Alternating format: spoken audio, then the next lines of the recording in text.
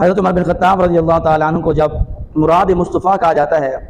کہ آقا علیہ الصلوۃ والسلام نے رب تعالیٰ سے مانگا ہے، ان کے لیے دعائیں کی ہیں، تو وہ مراد مصطفیٰ ٹھہرے۔ تو یہاں پر ایک شبہ ہے کہ بعض لوگ یوں کہتے ہیں کہ جو روایت ہے کہ جس میں آقا علیہ الصلوۃ والسلام نے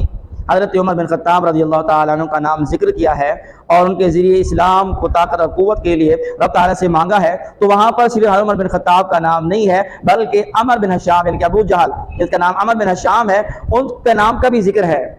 کہ عمر بن ہشام یا عمر بن خطاب کے ذریعے سے اسلام کو طاقت اور قوت عطا فرما۔ تو وہاں پر اس روایت میں تو دو شخصیات کا نام ذکر ہے۔ تو پھر اگلے روز جب حضرت عمر بن خطاب رضی اللہ تعالیٰ عنہ اسلام قبول کر لیتی ہیں تو پھر وہ مراد مصطفیٰ کیسے بن جاتے ہیں جبکہ روایت کے اندر دو شخصیات کا نام ہے، تو ان میں سے ایک ذات جو ہے وہ اسلام قبول کر لیتی ہے۔ تو یہ ایک شبہ ہے، تو اس کا ازالہ جو ہے وہ کرنا چاہیے۔ تو آج اس کا بھی میں ازالہ جو ہے وہ آپ حضرات کے گوش گزار کر دیتا ہوں کہ ایک شبہ تھا جو آپ نے سماعت کیا، اب اس کا ازالہ کیا ہے؟ اس کا ازالہ یہ ہے کہ جناب من جو آپ نے کہا کہ اس روایت کے اندر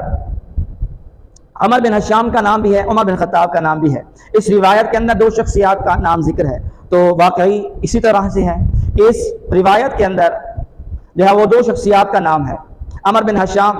اور عمر بن خطاب،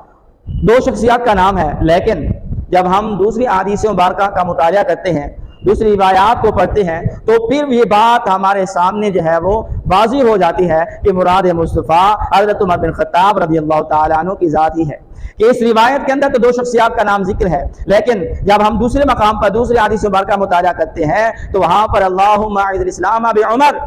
الفاظ طور پر صرف اور صرف حضرت عمر بن خطاب رضی اللہ تعالیٰ عنہ کا نام جو ہے وہ ذکر فرمایا گیا کہ یا الہی عمر بن خطاب رضی اللہ تعالیٰ عنہ کے ذریعے سے اسلام کو طاقت اور قوت عطا فرما۔ اسی طرح اگر ہم جامع ترمذی کی حدیث پاک دیکھتے ہیں تو وہاں پر جو ہے وہ آقا علیہ الصلوۃ والسلام نے جب دعا فرمائی، دو شخصیات کا ذکر کیا، تو ساتھ میں